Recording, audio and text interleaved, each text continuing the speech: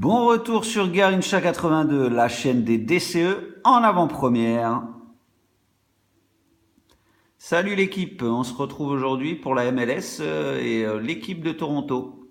Donc on arrive à l'avant-dernière équipe du championnat, ça commence à être proche de la fin.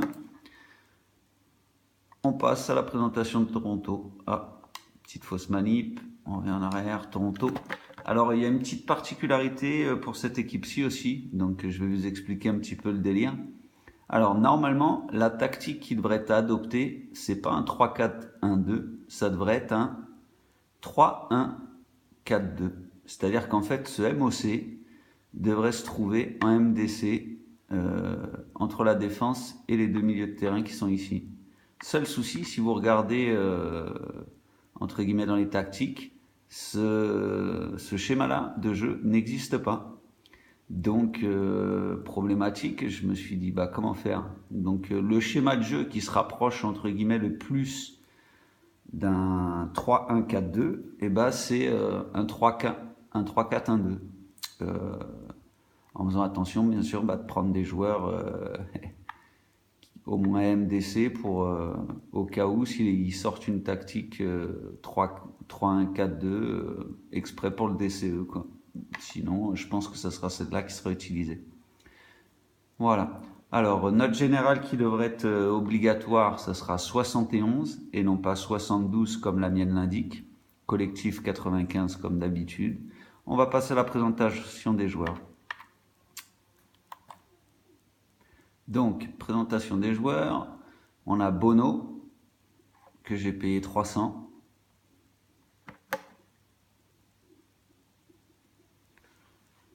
Ensuite, on a Aubrey, que j'ai payé 150.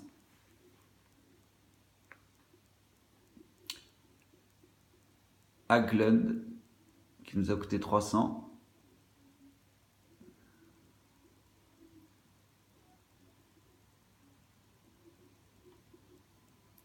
Ensuite, on va avoir Hernandez, qui nous a coûté 350.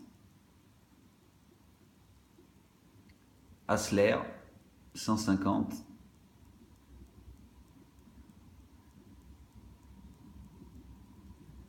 Ensuite, Camargo, 150. Bradley, bah, qu'on avait paqué. Ensuite, il y a Edwards, qui nous a coûté 400.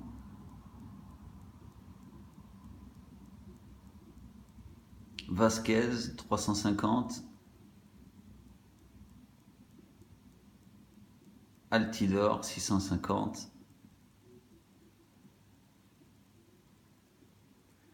Jovinko, 750. Voilà, on a fait le tour. Donc bah on va regarder un petit peu les joueurs qui sont pas à leur poste. Donc vous voyez que sur la défense, ils sont tous à leur poste. Les seuls qui sont pas à leur poste, bah voilà, c'est je pense, ouais.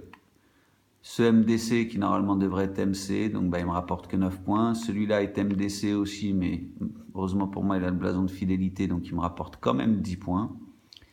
Et notre ami qui devrait être MOC alors qu'il est MC, et donc il va nous rapporter que 9 points. Mais ça suffit largement pour arriver à 100 collectif comme vous pouvez le voir. Donc si vous n'avez pas totalement confiance en moi, bah, la chose que je peux vous conseiller au moins c'est d'acheter peut-être les deux attaquants. Au moins vous serez sûr qu'il n'y aura pas de problème au niveau du schéma tactique. Je serais vous, j'achèterais sûrement aussi mes deux mecs sur les côtés là.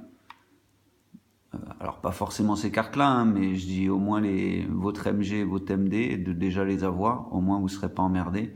Et au pire des cas, de prendre que 2 défenseurs centrales sur 3, au moins vous serez peinard. Et pareil pour les milieux, n'en prenez peut-être que 2 sur 3, et puis vous ajusterez entre guillemets l'équipe quand elle sortira, enfin quand le DCE sortira. Je pense que ça ne devrait pas vous coûter trop cher de rajouter 1 ou 2 joueurs pour finir l'équipe, quoi. Mais voilà. Donc à part ça, bah, je pense qu'on a fait le tour pour cette équipe de Toronto.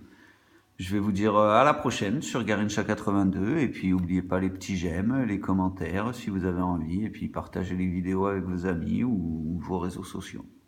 Allez, salut à tous.